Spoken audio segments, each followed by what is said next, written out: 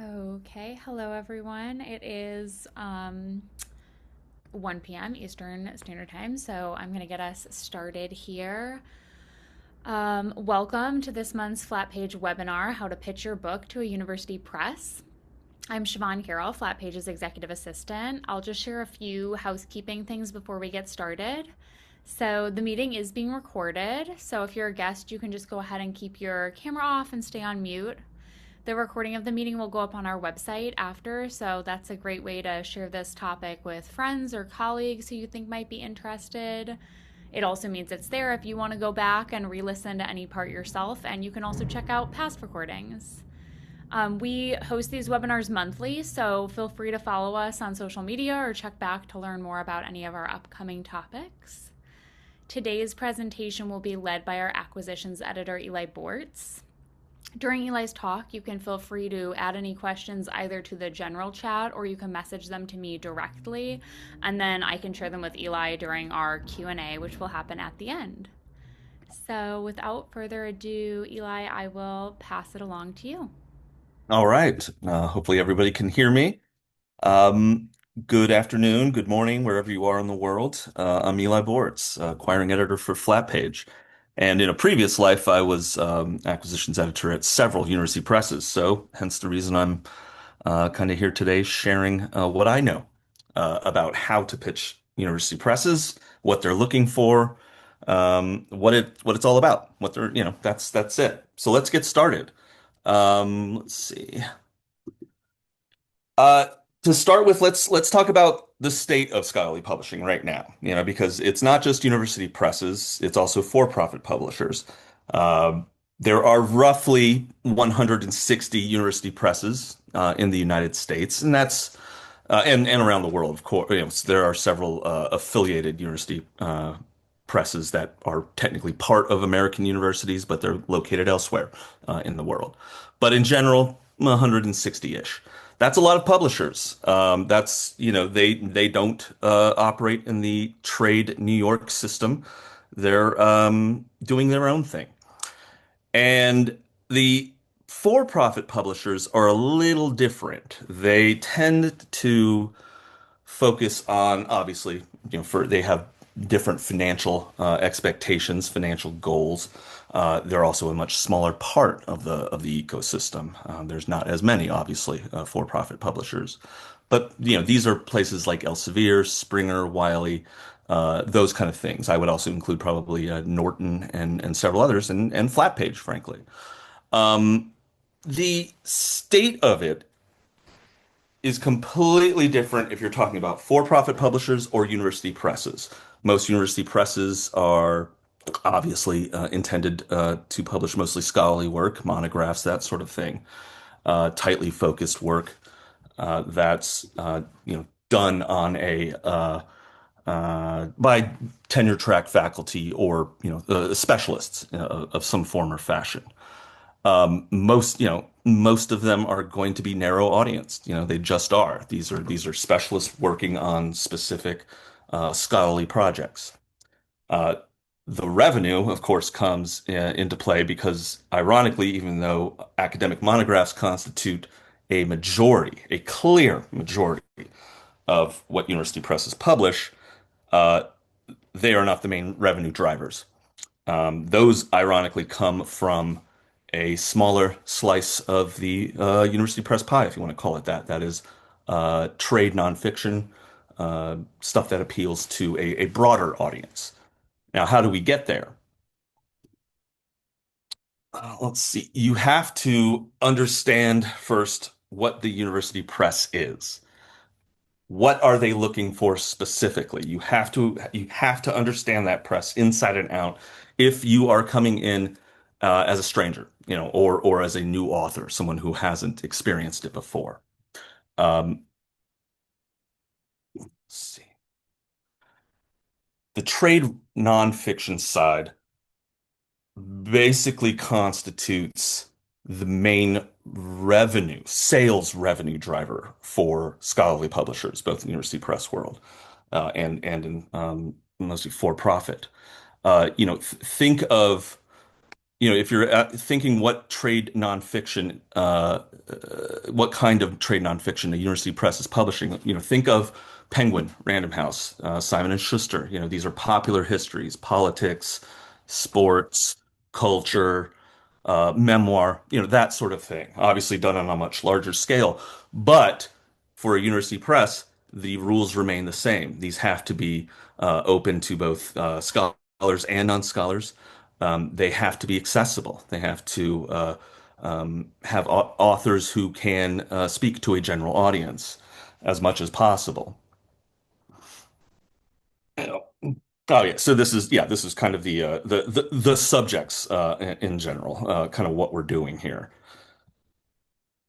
Um, I want to talk about kind of what makes a trade project. What is a press looking for, and what should you look for in a publisher?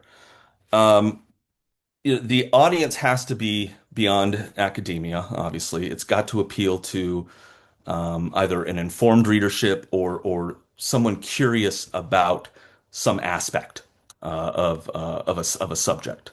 Uh, Timely and relevant is always going to help. It's always going to be important to this. It's just crucial. Um, we're in the business of catching readers' attention. And most readers, when they're looking for books of a certain caliber of depth or experience, they're expecting uh, to be given as much information as accessibly as possible. Let's see. Let's see. University presses, they don't just publish authors. Uh, they don't publish authors. They publish projects that fit their lists. That means that they're focused on specific areas. And let's see, for the regional versus national focus, that's important. These are different structures that are built into these presses. Some presses focus on a trade list that appeals to a regional audience. Think about like a Southern University press publishing football books or sports of some form. At the University of Florida, Press of Florida, where I cut my teeth, I published in Latin American studies pretty extensively, and occasionally we were able to, sort of publish broader books that, obviously touch on issues that are facing Latin America. Let's see. Let's see. Evaluating a press. This is crucial. Um, you know, are they books? Obviously, you need to focus on a publisher that is publishing in the area that you are working in, right? That makes sense. You have to, match their expectations. You have to match their goals, and the only way you do that is by understanding what the press publishes, what this university press publishes. Do you recognize authors that they have published? Are there titles or books that you relied upon to write your own book? These are the kind of things that matter to an acquisitions editor. They want to know this kind of stuff. Another thing to keep in mind is the size of a list. Some university presses are quite large. I mean, you would be hard pressed to if you stripped out all identifying features, if you put the catalog of the University of Chicago Press, for example, up against the catalog for W.W. Norton, you're going to see a lot of similarity there. They're both big publishers and they can handle a lot and they publish in a lot of different fields. That's not going to be the case for every press. Obviously, some are quite small. In some cases, I think I've encountered university presses where there's maybe four, five people at most. It can get quite small. And keep that in mind as well, because there's probably not a massive editorial team that's sort of sifting through that stuff, the new projects that are coming in. They're just going to be kind of, trying to sift through a lot all the time. And that's kind of what, takes up a lot of time from editors, without question. So what does a proposal need to do? Let's to get down into it. What actually sort of needs to happen? You have to look at capturing attention immediately in the proposal. What's the most dramatic moment in your book? You don't want to you don't want to show, you want to you don't want to tell, you want to show. But most importantly, why this publisher? You explain that within the proposal itself. This is, kind of important. Why this specific publisher? Again, name check books, name check authors. The more you cite, the better. You're just making the editor's job easier if you're making the case for why your book fits in their particular list. That's also demonstrating to them that you know what you're talking about, that you know how to make this book work. Let's see. Yep. So name specific books, reference authors, be precise. That's important too. We want to see what it is you're pitching, beyond just kind of the yeah. I don't. We're looking for things like are you claiming your book is going to revolutionize the entire field or something like that? That rarely happens. So we're looking for precision. We're looking for realism, I suppose you could also say, within the proposal itself. These, as much clarity as possible. What I'm looking for now, this is fun. I mean, this is basically where I get to tell you kind of what happens to me every day when I sit down at my desk and evaluate a new proposal.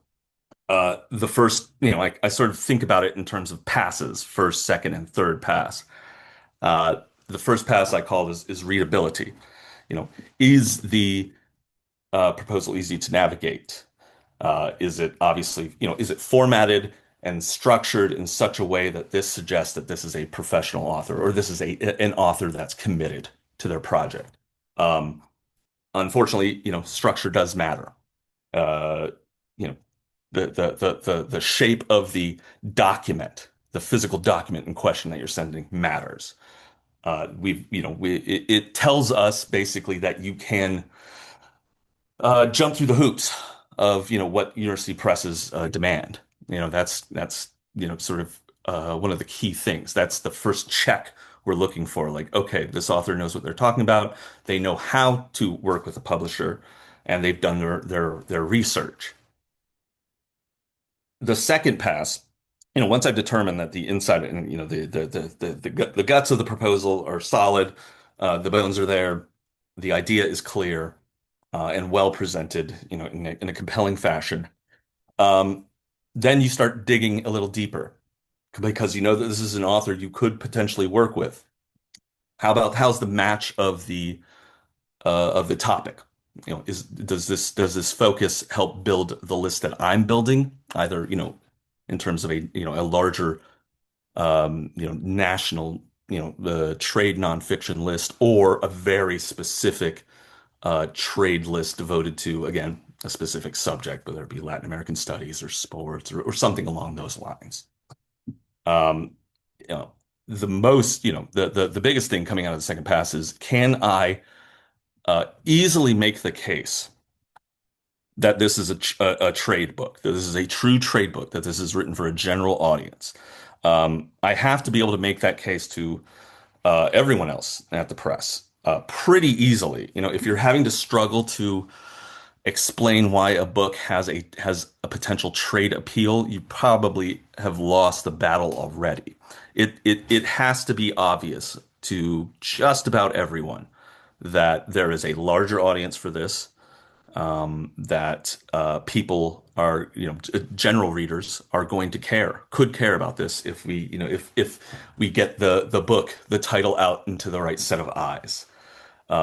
That's going to be in the second pass. I don't want to go forward with bringing a proposal to my bosses or to the rest of the press if I'm really having to hedge why this is a trade title, because your marketing people, the marketing team will just shut you down immediately. They're equally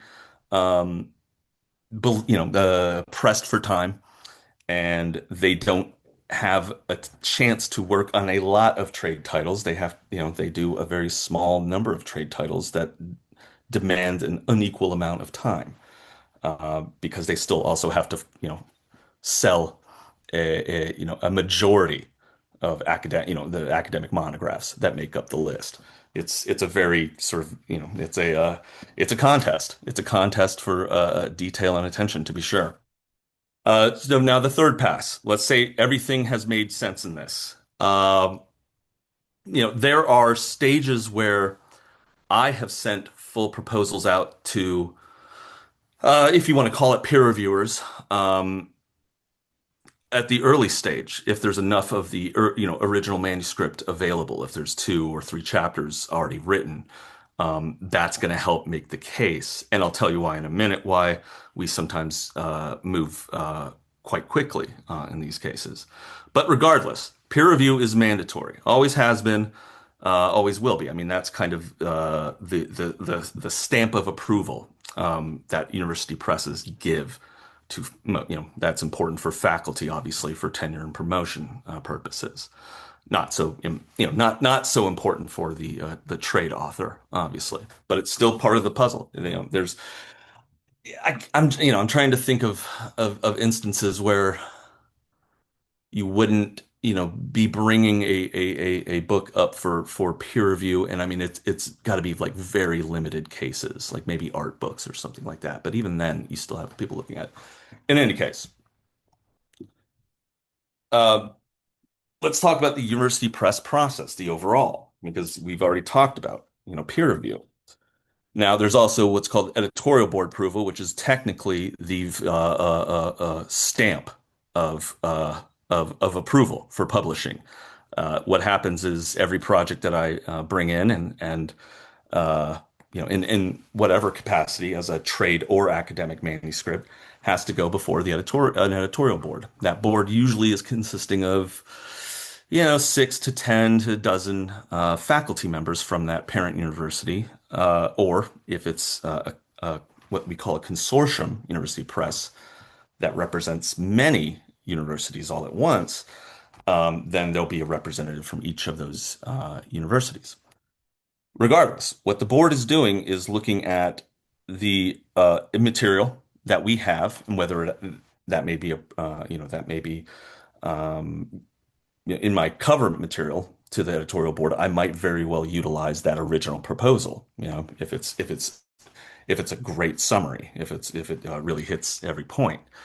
Um, the process in contracts. Now, every contract has to be, well, basically every contract comes from after the editorial board approves the project.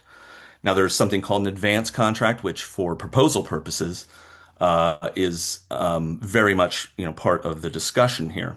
That's obviously what we're talking about, advance contracts for, especially if you're in the proposal stage still. It's a little more informal in the university press process. Usually the difference between an advance and a full contract is roughly probably 1 or 2 sentences. Usually, discuss saying something like contingent, project, book publication is contingent on editorial board approval, that sort of thing, that kind of boilerplate, kind of hedge.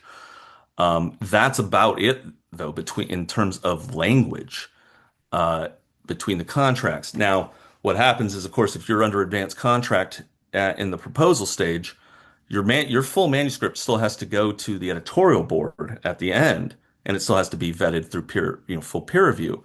It's just you're not going to be doing more contract negotiation or writing at the end of the stage because you've presumably already done that at the advanced contract stage. In terms of timelines, I think you're probably getting a sense of how many stages there are, and thus why timelines can be quite long in the university press world. And I'm sure we've all heard horror stories of, 12 to 18 months, before, public, from submitting a manuscript to having the finished book in hand.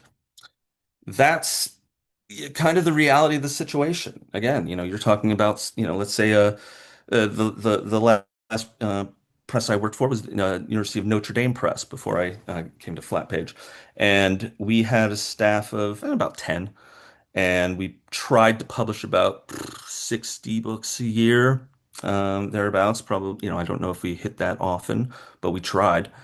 And that's it. That's the staff, and that's what we're responsible for. That's a lot of books, as you can imagine. And again, a small segment of those are trade books.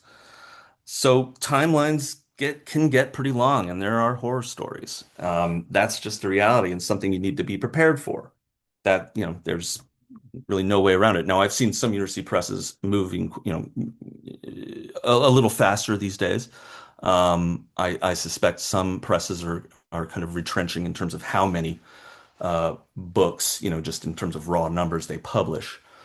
So that may ease off the process. But regardless, you still have peer review, you still have editorial board process, you still have contract negotiation, all built into these early, this initial stage. And that's before you even get to, the production process, the publication process, which is the lion's share of the time.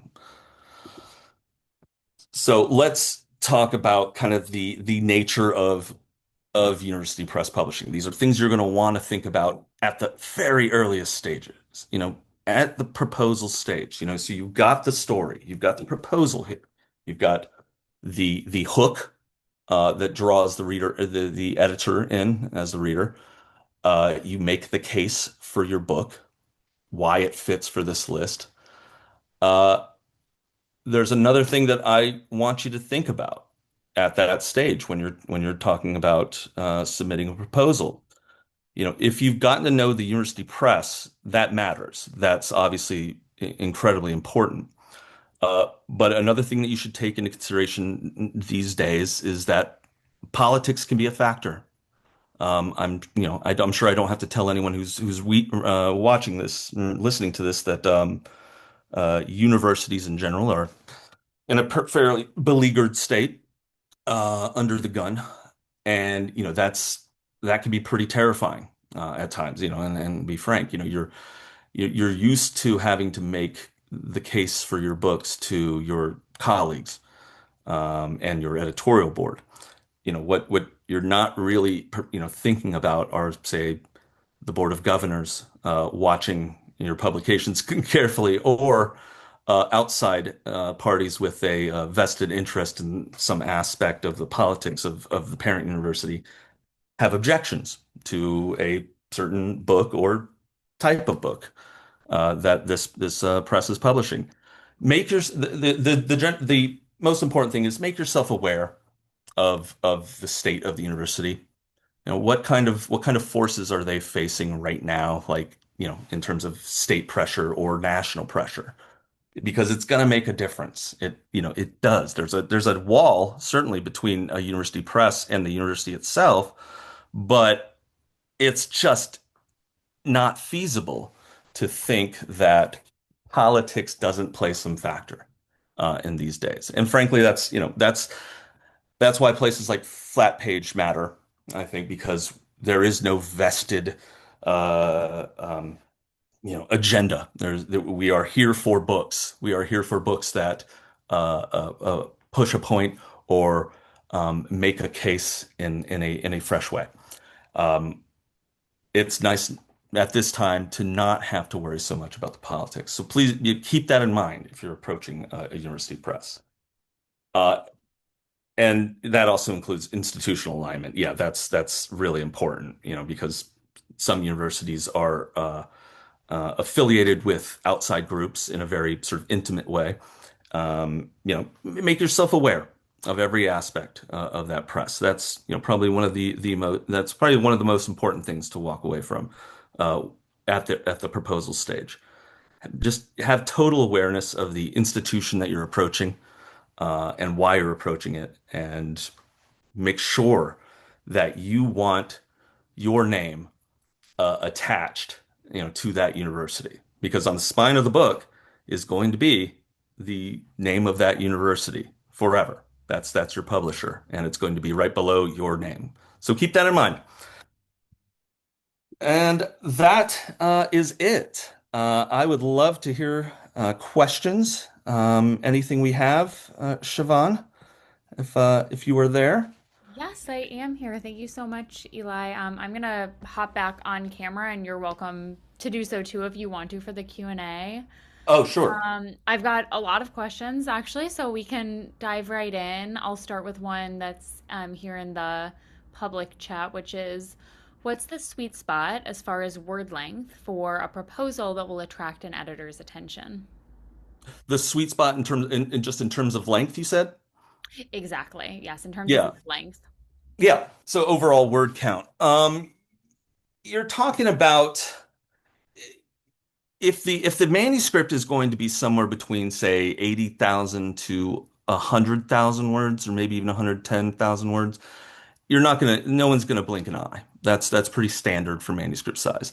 It's when you start getting above 120,000 words, when you start, approaching that questions have to be asked.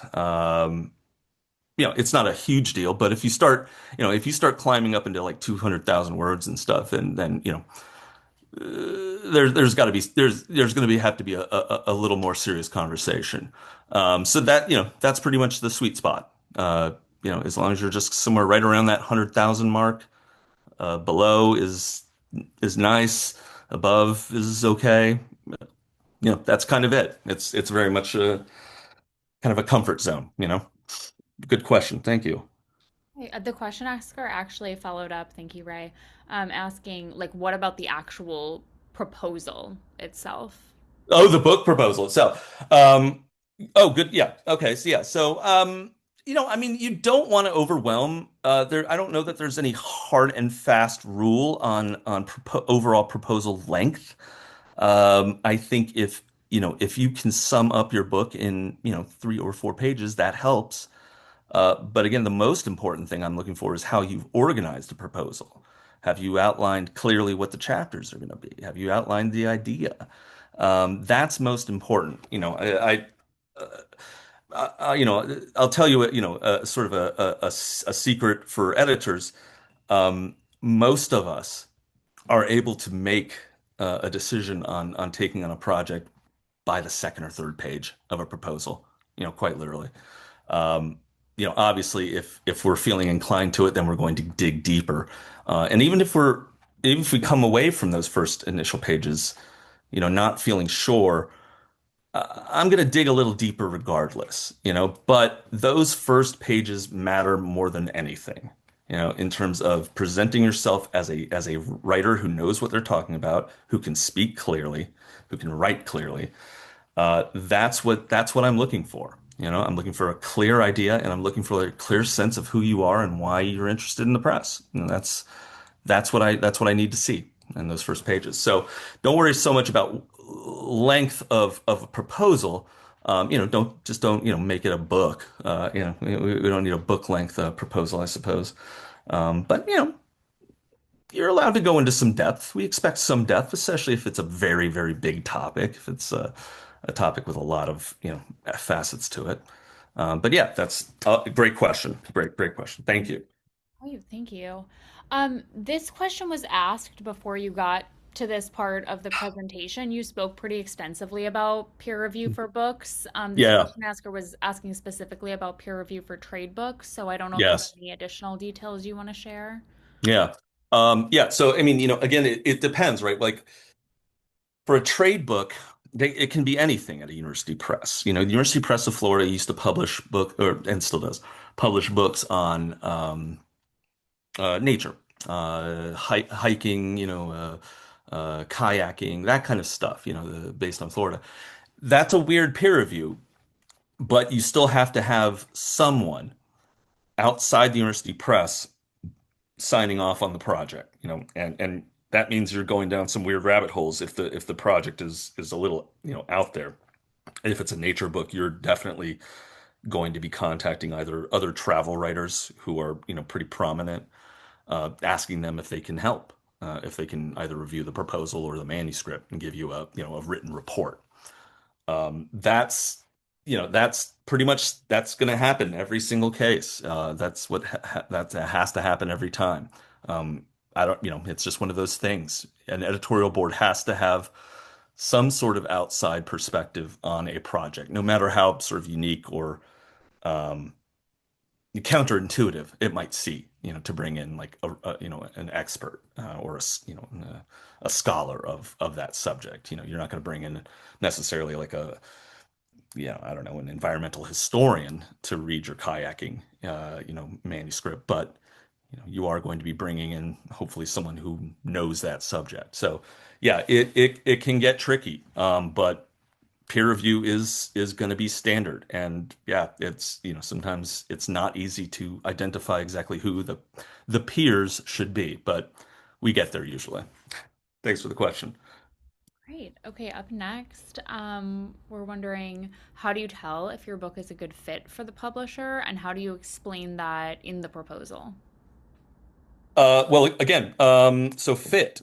Uh, what matters most about fit is again that you, as the author, have done your homework on ensuring that your book wouldn't be an instant outlier to the publisher.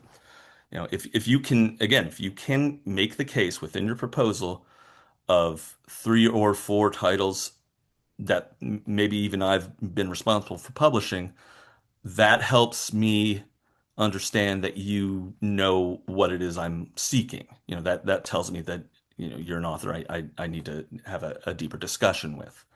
That's so important. Yeah, for fit. You need to be able to make the case as an author why your book is a good fit. And it's not just, you can't just go superficially with because of the reputation of the press or what have you. Go into some detail. Tell us what really led you to us, with specific authors, specific books we've published, or specific directions, this press is going, or specificity always. That's the key uh, to making sure it's a good fit. Because obviously, if you've done your research and you can't find many examples of books that publisher has published that fit your topic, then probably need to go elsewhere, unless you've heard, through the grapevine that this is part of a new direction they're going in or something like that. Well, hopefully that answers that question. Yeah, Thank you. very helpful. Um, Great. Our next question is, if the press doesn't post proposal guidelines on their website, what structure would you use? If they don't put, oh, that's interesting. If they don't pose any proposal structures, then in that case, you got to go with the default. Keep it simple, keep it as brief a proposal as possible. They'll let you know if they want to see more detail.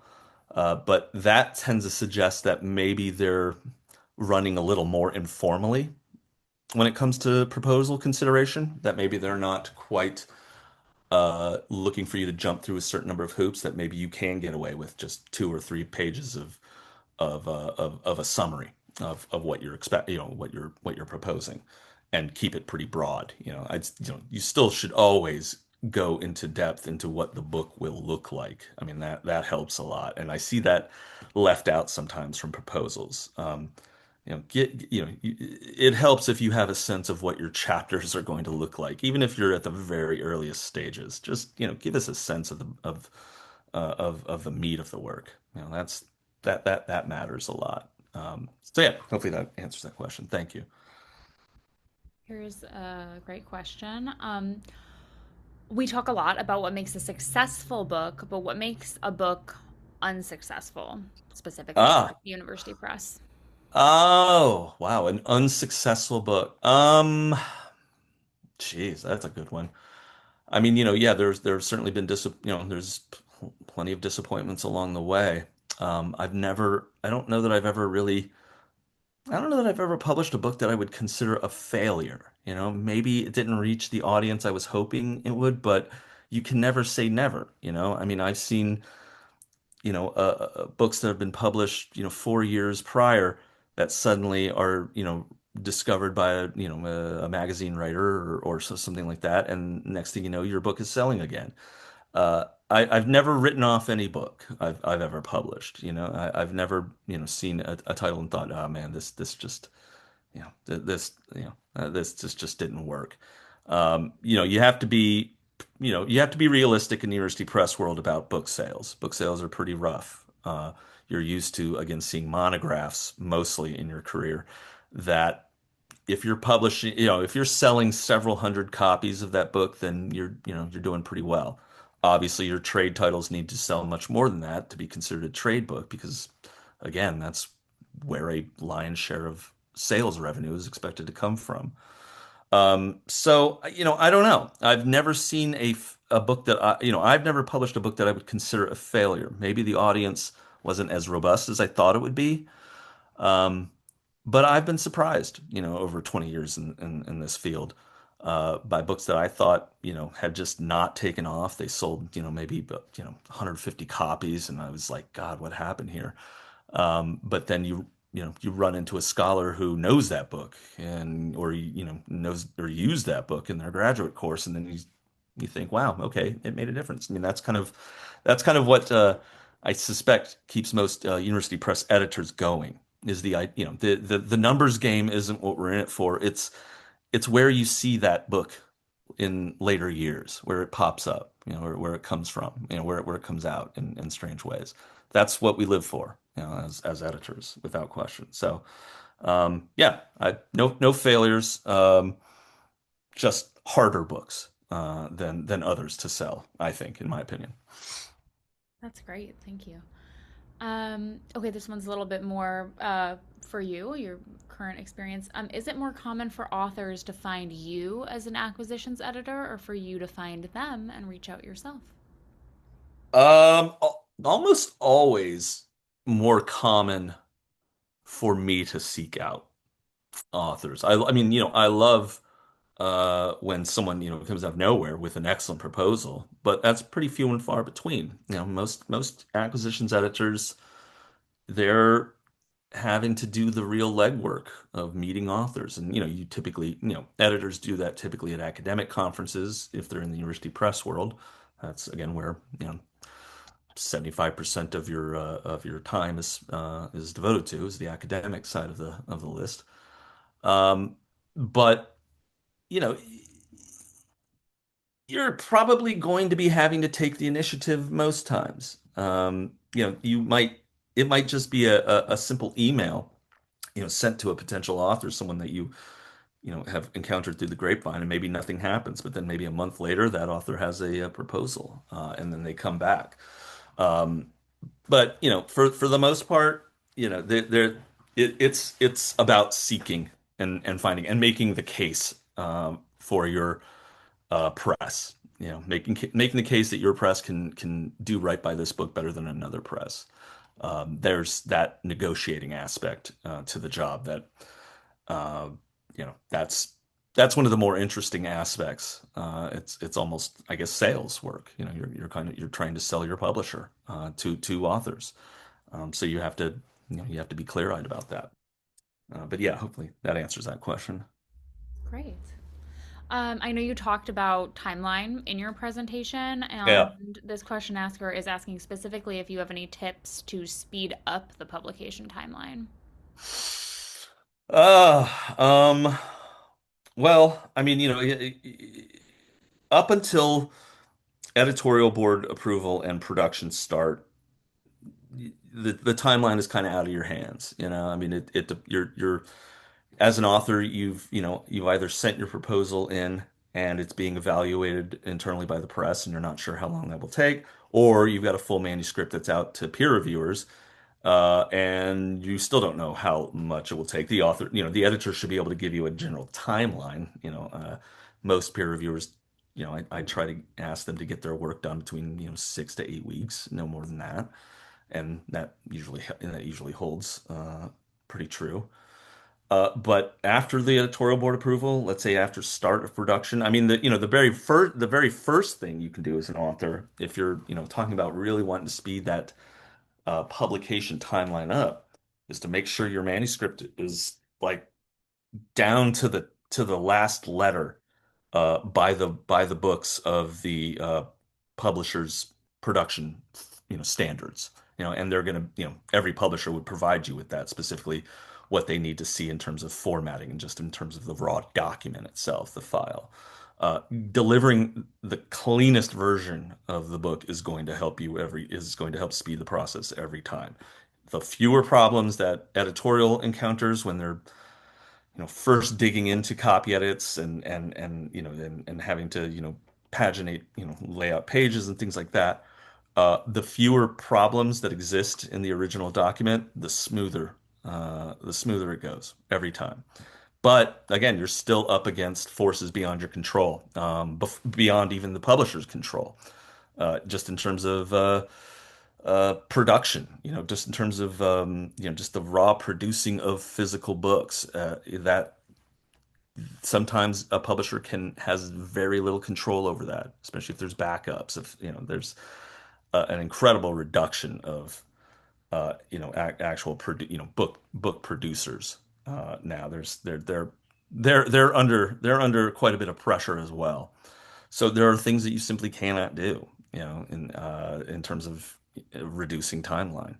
But you can always help by being attentive to every stage of production and editorial, uh, being as responsive as possible, adhering to timelines, that your production editor sets. They're not doing that just to be mean, but because the publisher already has a sense of when they want to publish the book, and there's steps every single way. So unfortunately, yeah, it is a tricky game. I can tell you that at places like Flatpage, the process is faster. Again, I don't have, there's no editorial board, but I'm still vetting, these projects, but I get to do it without, the sort of, bureaucratic the built-in bureaucracy of it all.